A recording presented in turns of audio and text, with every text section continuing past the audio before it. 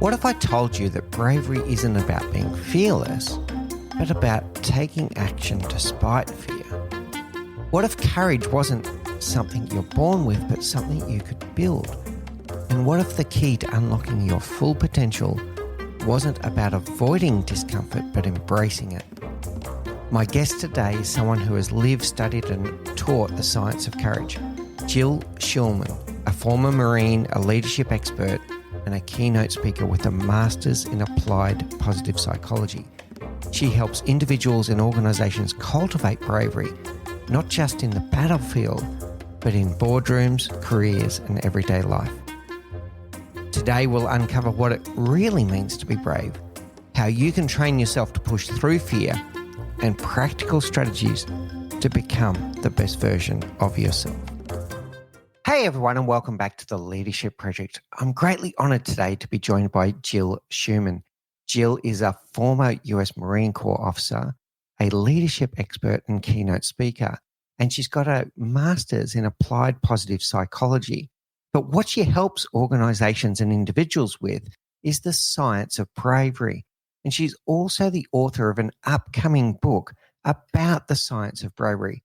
So you've probably guessed already what our topic's going to be. We're going to unpack what it means to be brave and what it means to unpack bravery so that you can become the best version of yourself.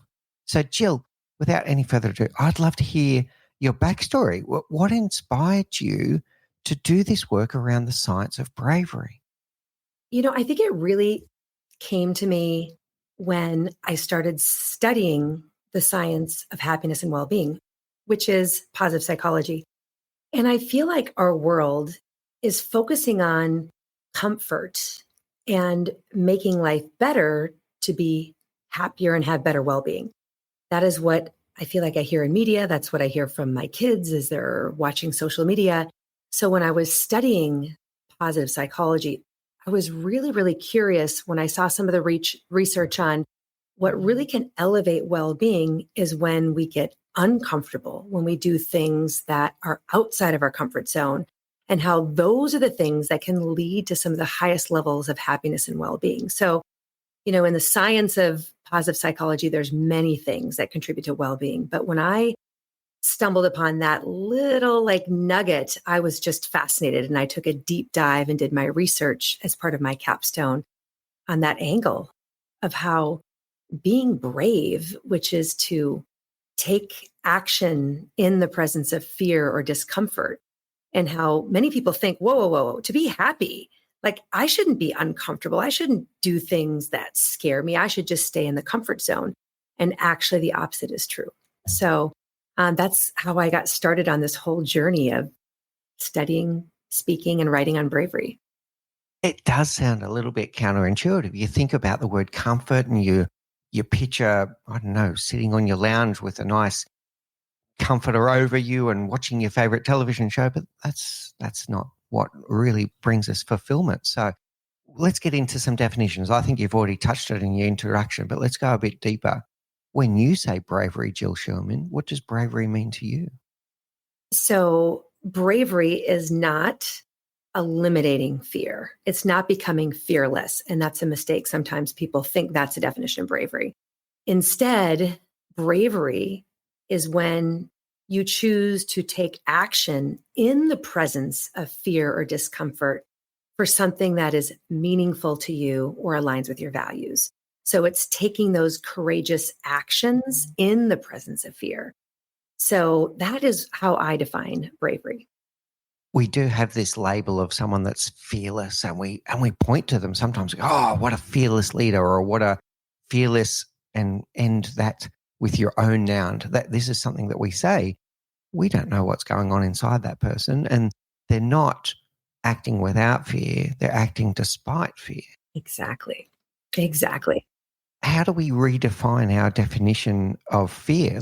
Fear has a negative connotation, but what does fear mean, Jill?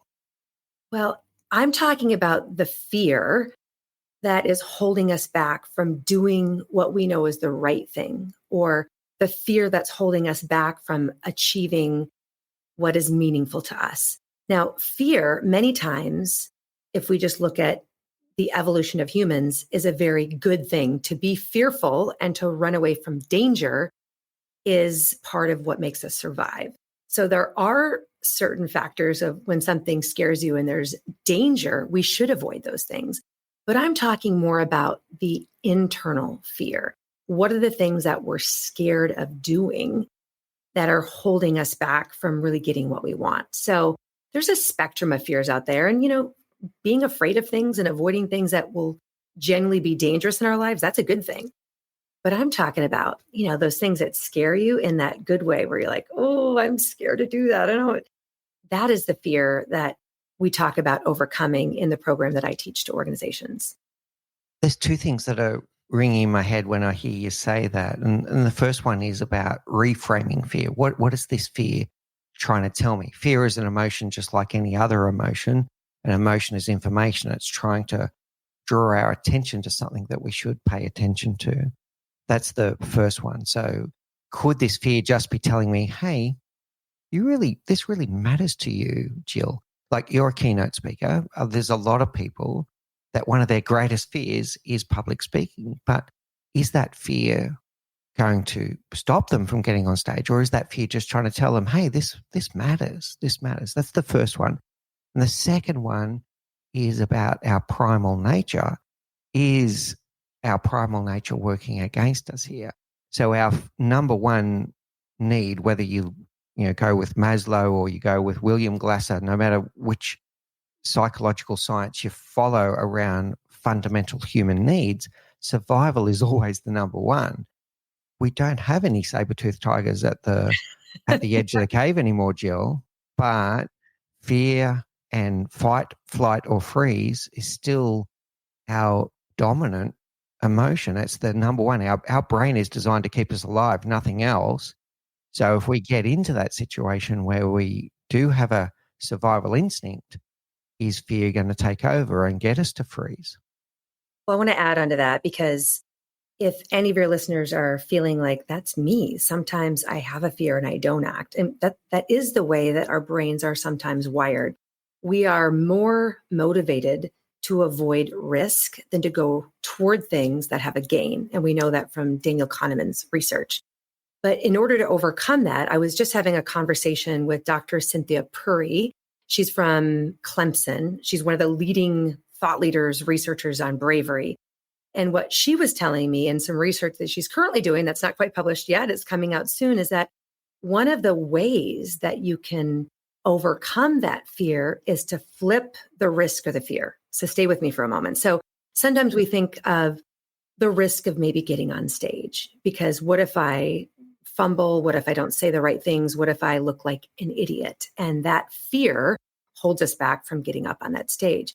So the strategy is to flip that risk and say, what would be the risk? Or what would I not gain if I didn't get up on stage?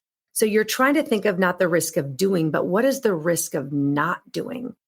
And trying to amplify that. Like, maybe I will not get that promotion that I've wanted for so long.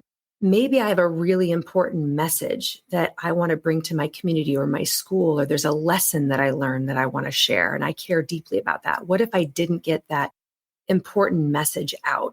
So it's really amplifying the pain of regret. Like, what would happen if I didn't do that? A really classic example I can use is sometimes people's fear of flying.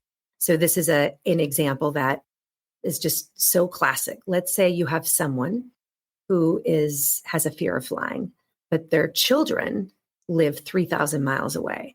So they have that fear of flying.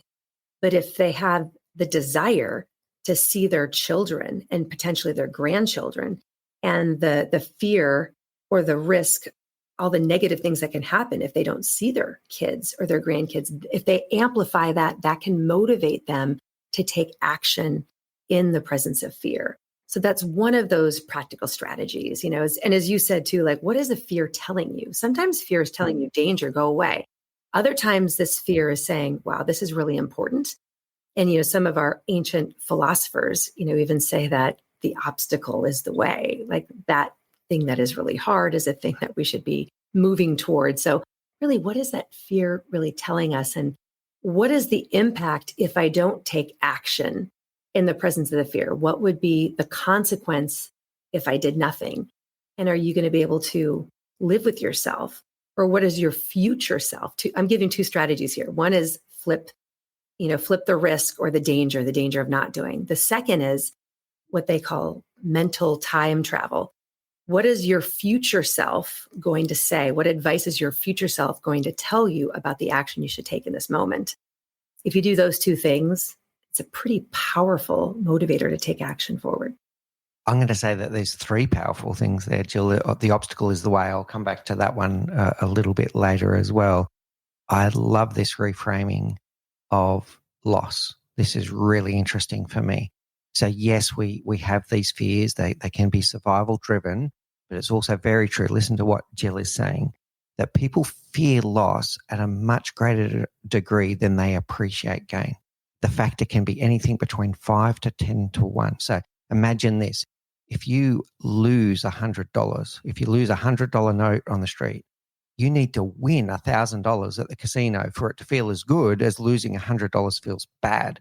So we fear loss more than we appreciate gain. Then think about what Jill is saying.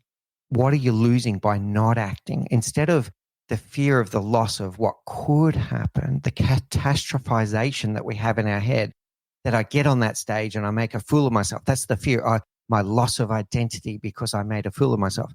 The probability of that happening is actually really low, Jill, and we catastrophize that. But what am I losing by not getting on that stage? That's the powerful reframing here. And then to picture your future self, I sometimes tell this story on the show, Jill, but people watch movies like Back to the Future and like time travel movies. And it's always like set back in 1985 and some micro action happened in 1985 that if that action didn't happen, your present would be impacted. But do people think about what could I do today? What small action could I do today that changes my life 30 years from now into the future? So we're fearing the change. We're not appreciating the gain. So two really powerful frames here, reframing the loss and then thinking about if you don't take the action, what are you going to regret later? How does that sit with you? No, it's resonating. And as you were talking about, there's sometimes those big decisions, those big moments where you can choose to act or not act. Yes. And what downstream impact or future impact is that going to have? So think about that. But you also made me think of bravery is not just acting in those really big moments. It's about those little tiny moments each day, like the consistency of action, right? So are we going to choose to do the maybe uncomfortable thing each day that is the most meaningful action we can take to advance our most important goals? So I feel like bravery is the big moments, that really matter, but it's also all the little small moments that add up over time. We are what we consistently do, right? So big moments, little tiny decisions day in and day out, and everything in between. I really like this, and I want to go with that and build back towards some of our comfort zone elements. Let's keep on going with this public speaking one, because you are a keynote speaker, and public speaking is a very common fear for people.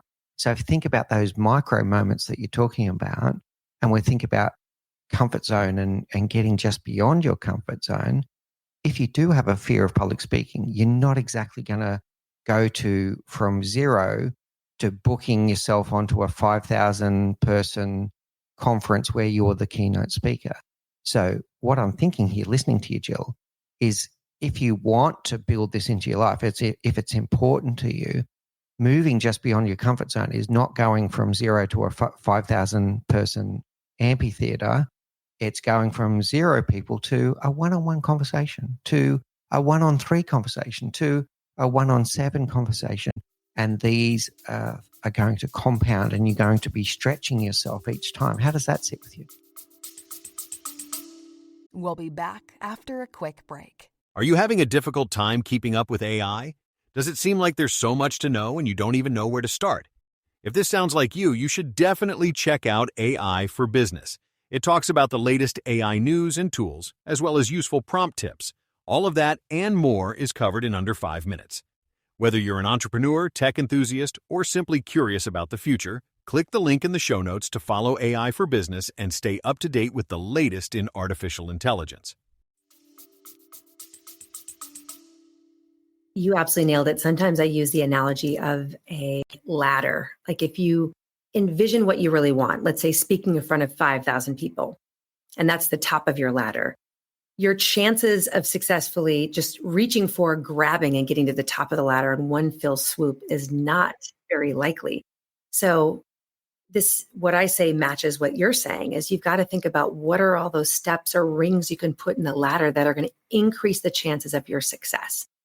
So we need to come up with what is that plan that is just getting you out of your comfort zone and allows you to make some progress where you can praise that progress and then you can build on it from there. So there's a couple of two things that I want to bring up here that are tangible, like takeaways for your audiences. As you develop the steps in your ladder to get to your final goal, make sure that they're challenging but achievable, and things that you'll celebrate as you get to each ring of the ladder, because that's really important. Sometimes people look at the gap instead of the gain. They're going to look at, like, I'm not the best speaker speaking in front of 5,000 people, and I'm just not good at this. Instead, we want to really celebrate our progress, celebrate our success as we get to each of those rings, and really look at how far we've come. So don't just look at the gap from where we want to go, but look at the gain of how much we've done from when we've started.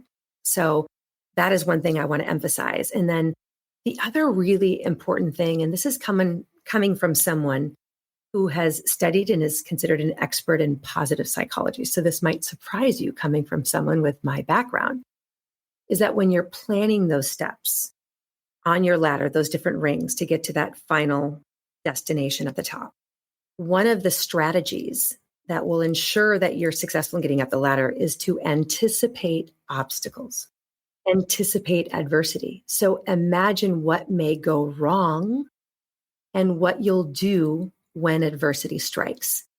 And this comes from Gabrielle Oettingen and her research. She's very famous for her model called WHOOP, and it's, your wish, the outcomes, the obstacles. But what she proved very clearly in her research is that when you're making these brave goals, you've got to imagine what might be the internal obstacles or external obstacles that may get in the way. So anticipating them and then developing contingency plans helps make sure that you're more resilient as you're going up the ladder. And the reason why this is so important is if you don't do that, you just think that walking up the ladder is going to be a little tea party and it's going to be butterflies and rainbows and easy. And the first time you run into any type of adversity, then the sky is falling and it's not working and you may quit. But this strategy of anticipating adversity helps you be prepared for it. So when it happens, I was ready for it and I've got some contingency plans I'm ready to put in place. Yeah, really good, Jill. So some powerful things here. I love the ladder metaphor. It's really good. What's going to be the first step? And make sure that that first step is outside your comfort zone. If you don't step out of your comfort zone, nothing's going to change. But make sure that first step is just outside your comfort zone. I like what you said about celebrating the success along the way. We forget to do that. We so forget to do that. And to look how far we've come. We get frustrated with how far we haven't gone, but we forget to look back and go, oh, wow, look at how far I've come. And I think it's Bill Gates often says, people overestimate what they can do in a day, a week, or a month, but they underestimate what they can do in a year, 5 years, or 10 years. So stop waiting for overnight success. Do the work, be consistent with the work, and then celebrate as you go. Celebrate each step and then look back and see how far you've come. Now, the obstacles. Got two challenging questions to ask you here. I'll go one at a time though. When we visualize those obstacles, Jill, how do we make sure that that doesn't become an issue that makes us freeze again? How do we go, okay, I now acknowledge that obstacle and I have a plan around it and I still take action instead of going, oh, wow, there's so many obstacles in the way, and I stop altogether and I get back to inaction? A couple of pointers to answer that question. Number one is the whole point of identifying the obstacles is in order to come up with a contingency plan that you're confident or optimistic that you'll be able to overcome. So a really important part of this is not just identifying the obstacles, because then it might end up bringing you into a negative, pessimistic mindset. It's in order to get to the top of that ladder, what are some things that may get in my way? And then once you identify those, then it's developing that optimistic viewpoint of, I believe that I can overcome that. And if that does happen, what are the things that I can do to sidestep that? So identifying the obstacles should give you more confidence that no matter what comes your way, you're going to be able to overcome it. I'm also going to just bring it back to meaningful. When you choose these goals, whatever's at the top of that ladder needs to be something that is really intrinsically motivating or important to you. This shouldn't be a goal that your spouse tells you that you should do, or your parents or someone else. It needs to be something that's really important to you. You know, I'm a fan of Angela Duckworth and her work and her book on grit. And she said, the only way you're going to have, you know, the passion and the perseverance to achieve long-term goals is if they really matter. So start off by making sure that what is your ladder up against? Make sure it's against the right wall of something that really matters, so that you're going to be able to get through some of the tough times because it is so meaningful. Now, as you ask these questions, I'm like, all my research and bravery is coming to fruition. So I have to tell you one more. And that is what I've found and what I'm writing about and will be in my book is that in order to be brave, we should have a brave tribe. There's going to be moments as we're climbing the ladder or we're climbing that mountain to the path to, you know, the top of that mountain. We're going to maybe get stuck or maybe get discouraged or not know how to overcome maybe an obstacle that we didn't see. And we have to be brave enough to sometimes ask for help or ask for support. So that's another part of being brave. It's not just the bravado on the outside and taking action in the presence of fear. It's being brave enough to be vulnerable and call up someone who has been up a similar ladder. So maybe someone has used the keynote speaker. I have people like this, people in my brave tribe, people who have gone from where I am to becoming on the biggest stages. And I can call them and say, hey, can you help me with this? Can I run my ideas past you on how to overcome? What advice do you have? So the combination of anticipating adversity and then knowing who are 3 or 4 people that have the credibility, they know because they've been down that path before and they care about you, that you can call to help. The combination of those two things should give you the optimism and the confidence that if they come your way, you're going to be able to get through them. All right, Jill, there's some really powerful frames here. First of all, what's at the top of the ladder has to be meaningful to us, intrinsically meaningful to us. So as Nietzsche, I think, puts it, he who has a powerful why can outlive or outlast almost anyhow. So whatever life throws at you, if what's at the top of that ladder is important to you, you will get through it. I'm also hearing that as you go on each step of the ladder, you're building the confidence that you will know what to do. And then with the visualization of the obstacle, you'll have a plan in mind of what are you going to do when that obstacle comes? Be aware it's coming. And you might have the right support crew around you to help you with that obstacle too. You don't have to do it all yourself. All right. The other part that really caught my attention before, Jill, was you said internal obstacles and external obstacles. What do internal and external obstacles look like? All right. I think sometimes the internal obstacles are the hardest ones to overcome. Sometimes the hardest person to lead is to lead ourselves. So what I mean by internal obstacles are the lack of self-belief, the things that are going on inside of your head that cause you not to act. So internal obstacles are when we get in our own way. External obstacles are things that happen not within us, but outside of us that we have to negotiate to get around to achieve our goal. So I like using the example of going to the gym. When that alarm goes off in the morning, am I going to jump out of bed and put my gym clothes on and drive to the gym? That's all about. And if there's anything that gets in my way, of getting into the car and driving to the gym, that's all internal obstacles. That's my own battle within me. External obstacles would be something like my car battery is dead and now I don't have a way to get to the gym. Now, can I call a friend to give me a ride? Or maybe the weather is horrible and I'm having a hard time getting to the gym, right? So that's what I mean by internal and external. And if we use that analogy of the gym, and I ask your audience what usually prevents you from maybe getting that workout in if you've got some health goals, it's usually not a problem outside. It's usually a problem within us. Yeah. So it sounds like internal obstacles are things that are very much in our control and that we could take little steps to smooth the way, to know that obstacle is coming. The obstacle of it's going to be easier to turn over and go back to sleep. Well, what if I laid out my gym gear the night before? What if I made it seamless and made it easier to go to the gym than easier than to roll over and go to sleep, for example? So be aware that that internal obstacle might be coming. And then external obstacles might be things that are out of our control, but what we can control is our response to those. And once again, if we're ready for them, we'll know what to do. What am I going to do if I get to this point and this happens? I'm going to ask for help, or I'm going to pivot left. I'm going to pivot right. So yeah, I think the preparedness of all of this is really interesting. Mm-hmm. If I can add one more thing too, is at least I feel like in the organizations that I serve, we don't spend a lot of time really helping people with internal obstacles.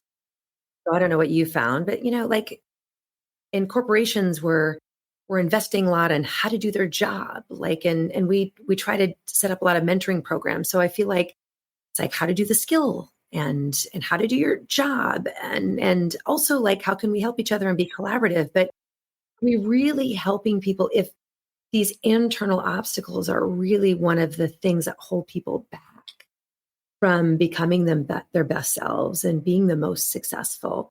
We don't do a lot of work in corporate America talking about the cognitive side, the mindset side of performance. And I spend a lot of time with my clients doing that. And that ends up being, I think, one of the things that makes the biggest impact is when we talk about, those internal obstacles.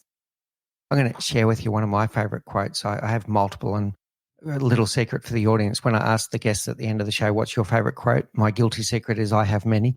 So one of my favorite comes from Tim Gallwey, the author of the book, The Inner Game. And his former life was a tennis coach, but in a non-directive coaching frame. And his equation for performance is equal to potential, our skills, our knowledge, the things that we can do, minus our interference. And the interference are the distractions and all this kind of stuff. And guess what? The title of his book, The Inner Game, most of the interference is in here. It's in your head. It's not external factors. And it's our perception of what's happening around us playing on our mind. And the fact that he's a tennis coach is a good example to show this. This is what you see on the tennis court with professional tennis players. It's the inner game inside the mind, the ones that can control that. And all of them can hit the ball relatively the same. They've all got a great serve. They've got a great forehand. They've got a great backhand. It's the ones that control the inner game are the ones that go on to become a Roger Federer. How does that sit with you? Oh, I love it. In fact, I usually quote The Inner Game and his book every time I spend time with leaders and teaching them how to coach. When we're teaching coaching skills, we're saying the whole reason why we're coaching them is not to help them on the outer game, but it's help them on the inner game. And the principal obstacles, according to Galloway, is, self-doubt, right? So, when we can get people to overcome those obstacles within them, then just their potential becomes so much greater. So, yeah. Yeah. All right. Powerful. Now, you also touched on something else that's near and dear to my heart. You were speaking before about the courage to ask for help. And this, for me, I think is a big issue that we get wrong. A lot of us and societal expectations lead us somewhat in this way to think that asking for help is a sign of weakness. Whereas for me, asking for help is a sign of strength. You spoke before about having that support system around you and sticking up your hand when you do need help. Tell us about the science of bravery when it comes to asking for help. Yeah.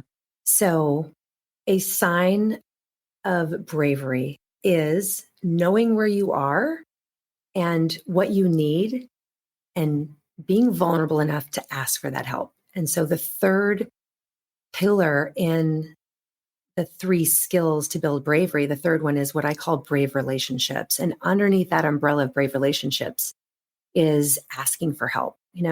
It's really these three different pillars together. But if you are seeking to do challenging, difficult things that really matter to you, you're going to be out of your comfort zone. You're going to run into challenges that you may not anticipate. And when that happens, you need to be brave enough to admit you don't know or admit that you need help and then ask for that help. It's only going to accelerate your success and your development. So those people that want to, pretend like, oh, I don't need any help, I'll figure it out on my own. It's actually not a really smart strategy if you just want to be as successful as possible and get to the top of that ladder as quickly as possible. It's going to take you a lot longer. So there's like two things, tangible things that I teach related to asking, for help is just knowing where are you in terms of your journey to get to that mountaintop? And then asking for whatever help and support that you need. So that's just in general. But then in addition to that, let's say things are going pretty well, like for people who are more high performing. There is also a skill of always asking for feedback on how you can get better. Back to professional tennis players, right? That hire professional coaches. They're not horrible at tennis. They're already great at being tennis. But the people that want to really achieve the highest levels of performance and accomplishment in the world are comfortable asking for feedback on how they can get even better. So if you're really down in the dumps, say, hey, I need help. But don't just wait until you're down in the dumps or you're stuck. When you're doing pretty well and you feel like, oh, I'm at about an 8 or 9 out of 10, then you've got to ask the people that you trust and say, what is a suggestion or what are a couple suggestions that can get me to a higher level? And then when you ask that, really be curious. And when you get that answer, realize that's a gift and that can help you get even better. So kind of more of a reactive, when you need help, ask for it so that you can, get back up on that ladder. But I really like the other side of it, which is proactively asking for feedback of what is just one suggestion on what I can do better to perform at a higher level. That takes bravery to ask that. Yeah, I love it. So, okay, ask for help when we need it. And there is vulnerability with that. But I also believe that there's trust there as well, because you're saying to the other person, I trust you enough to help me when I'm sharing with you that I don't know the answer or I don't know what to do next. I trust you. Please help me. So the vulnerability and trust with that. And then the feedback, if you want to get better, even if things are not tough for you right now, if you want to elevate that performance to the next level, ask for some feedback. And you're right. Novak Djokovic, Roger Federer, Rafa Nadal, they all had coaches. Does anyone know how to play tennis better than those three? No, but they had coaches that could see things that they don't see and give them feedback on what they're not seeing. This is really powerful, Jill. Let me add something too, and it's who you ask for help and feedback that is very important. So I call it curating your brave tribe. So instead of just asking the people that are in your current circle, I really want to challenge people to think about who are the people that maybe even scare you a little. Back to like taking action in the presence of fear. Who is something that has maybe gone down that road that you want to go down the road that you look up to and go, wow, they're amazing. So curating a brave tribe is finding the people who have the experience and the knowledge that can actually help you. But also, it might be a little bit intimidating to go up and even ask them for help. Don't just sit back and wait for really successful people to see you sitting in the corner having a pity party. No, this is a proactive thing about going up to people who are a little bit maybe intimidating to you because they're so successful, but asking them for advice and feedback. I think Adam Grant in his latest book, Hidden Potential, just said this so well in his book is He shared in his experience. So Adam Grant is that very famous organizational psychologist from the Wharton School of Business. And, he says even his experience, he goes, I don't take everyone's feedback because some feedback from people, I may not really care about their opinion, but I really care about certain people's opinion. And though I'm going to go and ask the people that really know what they're talking about, care about me and my success. So go and ask for the feedback, but don't also be careful to not ask for feedback from the wrong people.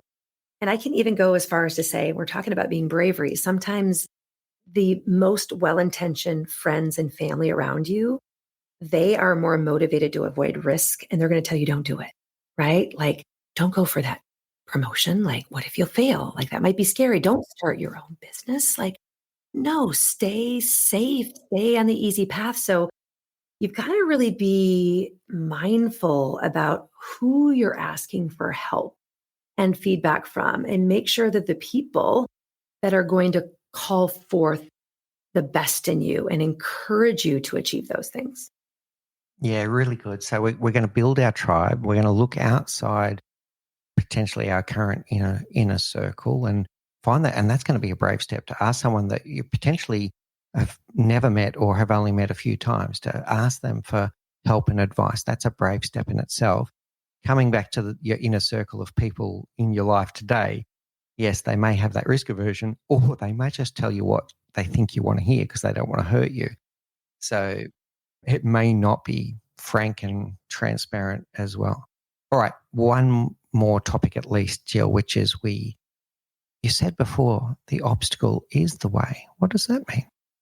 I think what I mean by that, and of course that comes from Stoic philosophy, the obstacle is the way, is, I look at life and happiness and a life well lived as really looking back on our journey and looking at that person that we have become.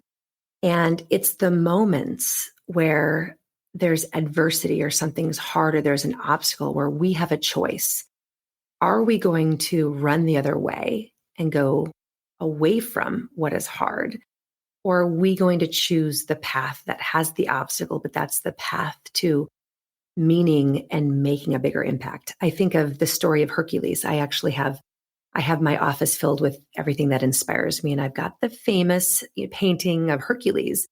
The famous story with Hercules is Hercules was on a path and had the choice between two women, one beautiful woman that would lead him to a path of pleasure and everything his heart desired, every hedonic, pleasure he would have for the rest of his life. Or he could go down the other path, which was the path of virtue that would include adversity and obstacles. But then that journey would cause him to become the best version of himself and make the biggest impact. So I think many times we have those choices where, do I choose the easy path or do I choose the challenging path? And if that challenge, that obstacle is in the way, and many times it's in the way of what's really the right thing to do, we need to choose that harder path. And in the short term, it may not be as pleasurable, but anything we really want in life is on the other side of something really hard. Yeah, that's really powerful, Jill. So the things that we want are the other side of hard. And there's some really interesting things that were ringing in my head as you were talking. One is the feeling that you get that when you face that obstacle and you overcome it, how proud you are when you do. But the most powerful thing that you said for me was, it's not even about the journey. It's about who I'm becoming on the journey. So it's all of those obstacles are making up the fabric of my future self. It's who I'm becoming. It's not even the destination. We spoke about the ladder before, that yes, what's at the other end of the ladder has got to be important to us so that we do the right things and we do the things that are congruent with our values. It's not even about the destination. It's not even about the journey. It's who we're becoming along the journey, that we're getting 1% stronger, 1% wiser, 1% more resilient every day. How does that sit with you? Yeah, it's like the hero's journey. Like, we can be our own hero in our own lives. And when we go down that hard path, I think that the level, and I'm Dutch saying even just what I think, and this is based on what we know in positive psychology, is that when we go down that path, that is what leads to us having our best life, or to reflect back on our life and say, we have lived our best life.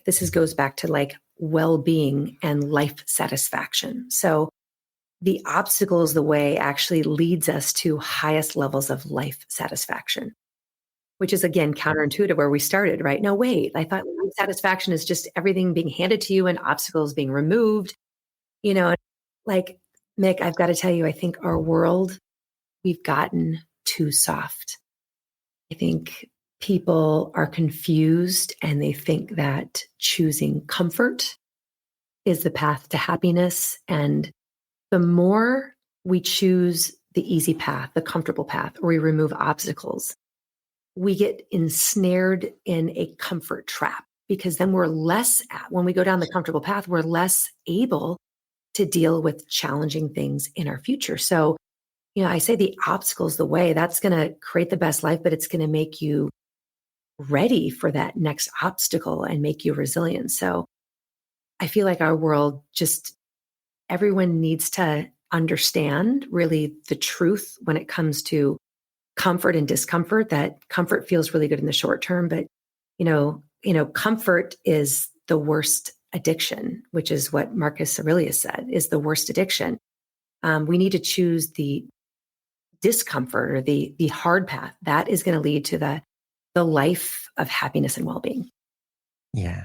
Yeah, I love it. The comfort is the worst addiction, because it is addictive too, by the way. Like the pleasure is addictive, right? And the dopamine releases, and what happens with that pleasure is it has an increasingly shorter half-life, and you have to go back and do more of it to feel just as good anyway. Whereas the discomfort and the obstacle does not feel like that. It feels hard, and it feels like I'm growing. I'm at danger here of using far too many sports metaphors on my show here, Jill, but the one that I was thinking of when you were talking now was golf. And imagine if golf was really easy and all you had to do was tee up the ball and hit it and the ball went in the hole every time. No one would play golf. That wouldn't be fun. That wouldn't be challenging. That wouldn't be interesting. No. And what a golf course is full of? They're full of obstacles. And the interesting parts is when you get behind an obstacle and you create a shot that gets you around that obstacle. That's the one that you tell your friends about back at the bar after you don't tell them about the easy shot.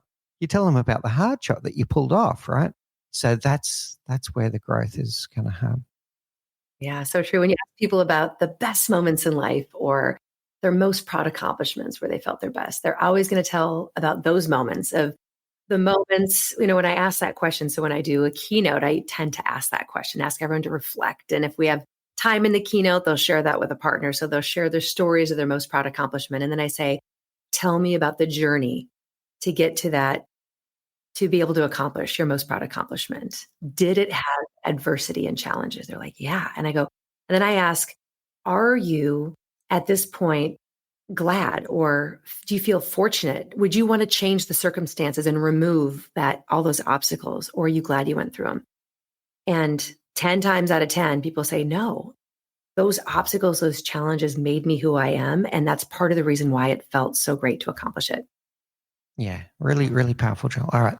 You're an expert in happiness, so I can't not ask you this question. The other one that I've been doing a lot of reading and researching around is also about the happiness around attainment of the goal, and that it never feels as good as you think it's going to feel, right? So if you've been striving for something for a long time, and then when you reach the goal itself, and I was saying before that it's not about the destination, but if you attain that goal, it always feels a little bit anticlimactic.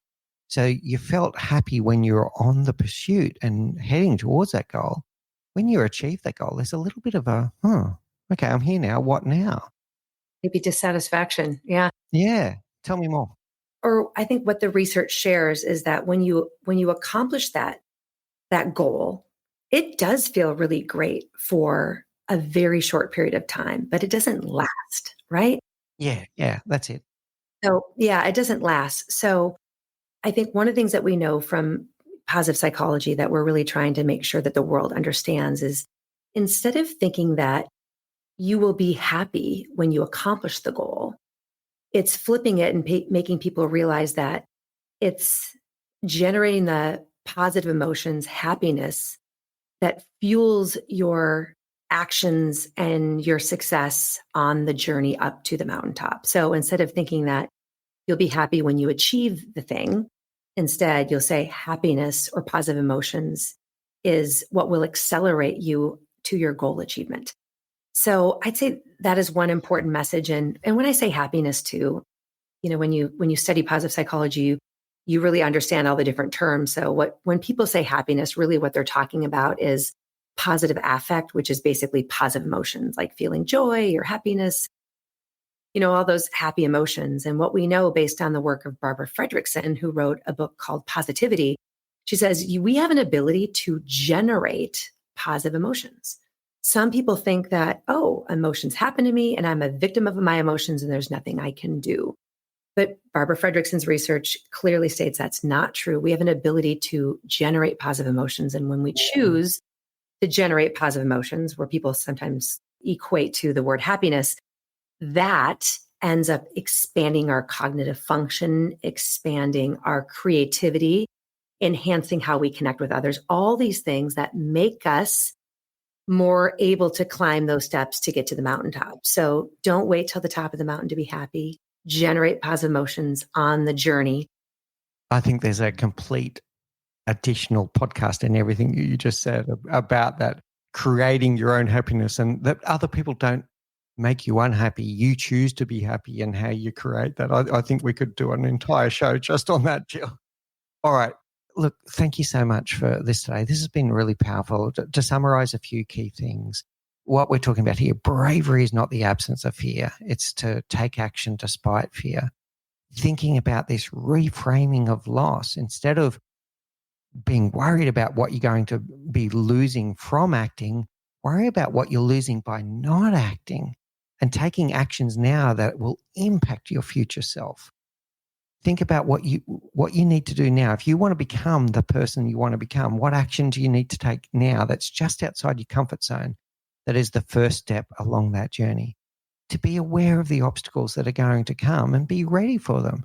Have your support crew around you, the right people that can help you. Ask for help when you need to ask for help.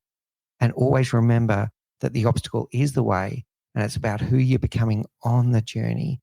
But it only happens if we take action. If we step just outside our comfort zone, that is where improvement and self-development and everything you want is just the other side of your comfort zone. And as Jill said, all the things that you want in life are on the other side of hard. They're not on the other side of easy. All right, Jill, I've loved this conversation. I'm going to take us now to our 4 questions, our rapid round, the same questions we ask all of our guests. So what's the one thing you know now, Jill Schumann, that you wish you knew when you were 20? This is a hard one because there's so many lessons that I could draw on. But I think it's this lesson that we're talking about. And I wish I had something new, but I wish I would have known when I was 20 is to take the leap, to do what scares you. The reason why I say that is I'm really proud of my career trajectory and all the things that I've done.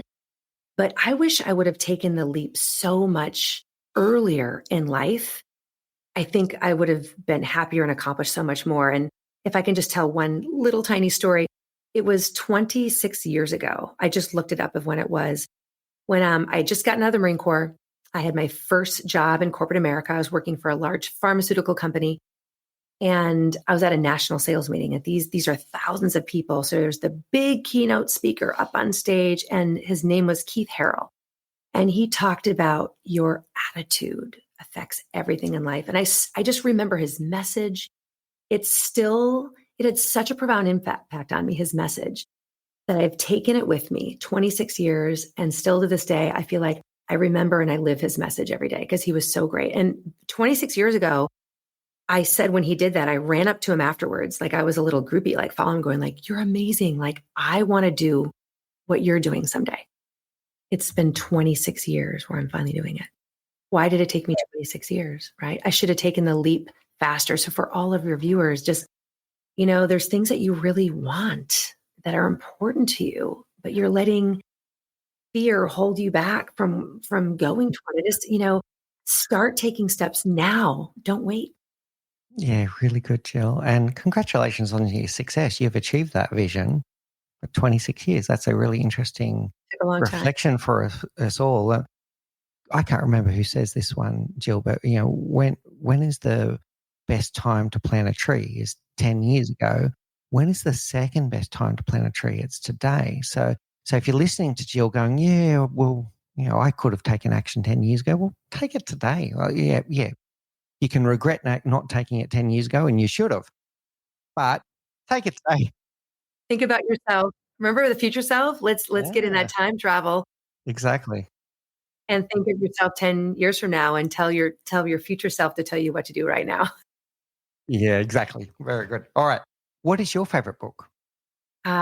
My favorite book now changes, but right now I have been just reading a lot of books on Stoic philosophy. So I would have to say Meditations by Marcus Aurelius is my favorite book I'm going to now.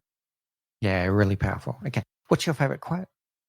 Oh, I've got this one framed in the desk behind me. Sure. So it's by Epictetus, probably my favorite philosopher. And he simply says, how long are you going to wait before you demand the best of yourself?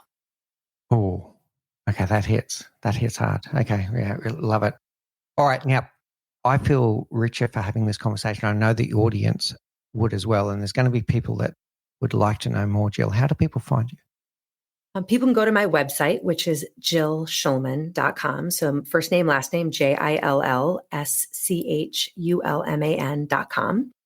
And if they go to my website, they can take a bravery assessment. There's 3 different things we talked about. Like, do they have the brave mindset? Are they taking the brave actions? Do they have that brave tribe or the relationship? So it'll just give them an idea of where they're doing pretty well in areas that they can grow. And then with that, they'll get some actionable strategies, what they can do. So they can go to Jill Schumann. They can also follow me on LinkedIn, Instagram, Facebook, TikTok, any of those. And I just always try to give a constant stream of messages to remind everyone that anyone can be brave. It's a learnable, practicable skill, and anyone can be brave. And we know that absolutely with certainty, with all the scientific evidence, and I can show them how. Well, thank you so much, Jill. You've absolutely inspired me today. I'm going to take away today's conversation. I'm going to think about it for quite some time, but I'm going to be thinking about what's important to me. What have I been avoiding? What have I been letting fear stop me from taking action? Think about what's important to me and what are those steps that I can take just outside my comfort zone so I can be proud of my, in the future, be proud of myself that I took those actions and that I acted despite fear, that I prepared for the obstacles and I got on with it. So thank you so much, Jill. This has been absolutely wonderful. Oh, thank you. I enjoyed the conversation so much as well. Thank you for having me. What a fantastic conversation with Jill Schumann. Bravery isn't just about grand heroics. It's about the small choices we make every single day. It's about speaking up when it's easier to stay silent, taking a risk when failure feels terrifying, and pushing forward even when doubt creeps in. In the next episode, it's going to be a solo cast where I share my own reflections on this amazing conversation with Jill, and I share my own lessons about overcoming fear and limiting beliefs. Thank you for listening to the Leadership Project at mixbeers.com. A huge call out to Faris Sadek for his video editing of all of our video content, and to all of the team at TLP. Joanne Goes On, Gerald Calabo, and my amazing wife, Say Spears. I could not do this show without you. Don't forget to subscribe to the Leadership Project YouTube channel where we bring you interesting videos each and every week. And you can follow us on social, particularly on LinkedIn, Facebook, and Instagram. Now, in the meantime, please do take care, look out for each other, and join us on this journey as we learn together and lead together.